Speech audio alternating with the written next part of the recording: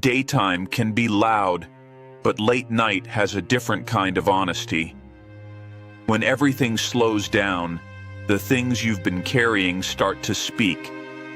Not in dramatic ways, more like a quiet pressure in your chest or a tightness in your throat. You might be fine all day, then suddenly feel heavy for no clear reason. It's not weakness. It's your mind and heart finally getting a moment to breathe. Some wounds don't show up in pictures or stories you tell people. They live in the way you hesitate before trusting. They live in the way you apologize too quickly, or laugh too hard, or stay busy so you don't have to feel. Sometimes the wound is not what happened, but what never happened. Comfort you didn't get, safety you didn't feel, words you needed, but never heard. A lot of people learn to survive by becoming easy. Easy to be around, easy to please, easy to overlook. You learn to carry pain quietly so nobody gets uncomfortable. You learn to say, "I'm good," even when you're not. And after a while, you start believing that your pain is only real if it's visible, only valid if someone else agrees. But quiet wounds are still wounds.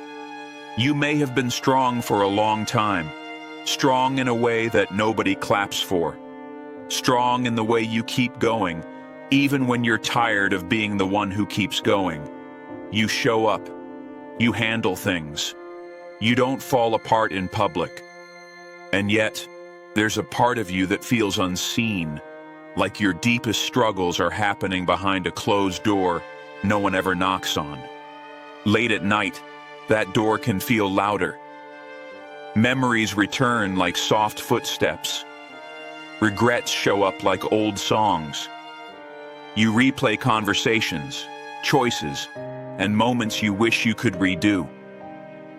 You wonder if you're behind in life, behind in healing, behind in becoming who you were meant to be. But maybe you're not behind. Maybe you're simply in the middle of something that takes time. There is a kind of wisdom that doesn't demand attention. It doesn't shout. It doesn't force. It just stays near. Many people have found comfort in the idea of a presence that notices what others miss. A gentle awareness that sees the person beneath the performance. Some call that presence love. Some call it peace. Some call it Jesus. The name matters less than the feeling. You are not invisible. Imagine being seen without being judged. Not stared at, not analyzed, not fixed, just truly seen. The wounds you carry quietly, the ones you never posted, never explained, never even fully admitted to yourself. The hurt that made you cautious, the loss that changed your laughter, the disappointment that shaped your expectations. This kind of seeing doesn't shame you for being human. It makes room for you. Compassion is not a grand gesture. Sometimes it's simply staying with yourself when you want to run away. Patience is not pretending you're okay. It's letting healing move at its own pace without calling it failure. Presence is not having all the answers. It's being here, right now, with what is true. These values are simple, but they are powerful. They are the kind of strength that heals from the inside out. Your struggle does not mean you're broken beyond repair. It may mean you've been carrying too much alone. It may mean you learned to survive in a world that didn't always feel safe. And if you've been blaming yourself for the way you cope, consider this. Coping is often the best you could do with what you had. Growth doesn't start with punishment. It starts with understanding. There is a difference between pain and identity. Pain is something you experience. It is not who you are. You are not the mistake. You are not the one who failed. You are not too much or not enough. You are a person learning how to live with tenderness in a world that can be sharp. That learning takes time, and it deserves respect, not ridicule. Tonight, you don't have to solve everything. You don't have to rewrite your whole life. You don't have to prove you're okay. You can simply breathe and let yourself be human. If you feel tired, let that be true. If you feel lonely, let that be true too. The quiet wisdom you need may not come as a perfect answer. It may come as a softer way of holding yourself. Sometimes healing begins when you stop arguing with your own feelings. Not every emotion needs to be explained or defended. Some feelings are simply messages from a tired heart. You don't have to earn the right to feel what you feel. You don't have to turn your pain into a lesson immediately. Tonight, you can let it exist without rushing it away, like letting a wave rise and fall. You may be carrying a wound from being misunderstood, from saying the right words and still being seen the wrong way, from trying your best and still being treated like it wasn't enough. That kind of pain can make you quieter over time. It can teach you to stay small, to avoid conflict, to avoid needing too much. But your needs were never a problem. They were always human. There's a gentle kind of strength in staying present with what hurts. Not dramatizing it, not denying it, just noticing it. You might place a hand on your chest and feel how much you've held in. You might realize you've been living with tension, as if it's normal. The body remembers what the mouth never says. And when you finally listen, it's not weakness, it's honesty.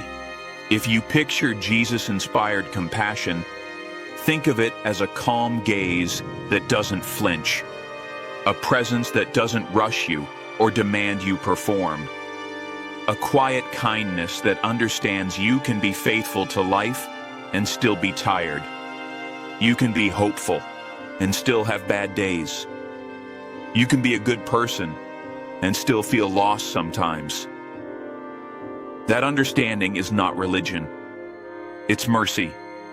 Many people believe they must move on quickly to be strong. But some things don't move like that. Some hurts don't close fast. Some losses change the shape of your life. Moving forward doesn't mean pretending nothing happened. It means learning to carry what happened with less shame and more care. It means allowing the wound to become softer, not forcing it to disappear. Your struggle is not proof that you are failing. It may be proof that you are becoming more honest, becoming more aware, becoming more gentle with others because you know what pain feels like. The world needs people like that. People who don't harden. People who don't turn their suffering into cruelty. People who let hardship deepen them, not poison them. Sometimes the wound you carry is not from a single moment, but from years of holding it together. Years of being the responsible one, the peacemaker, the one who doesn't cause problems. That kind of life can look stable from the outside, while you quietly feel empty inside. But emptiness is not the end of you. It's a signal.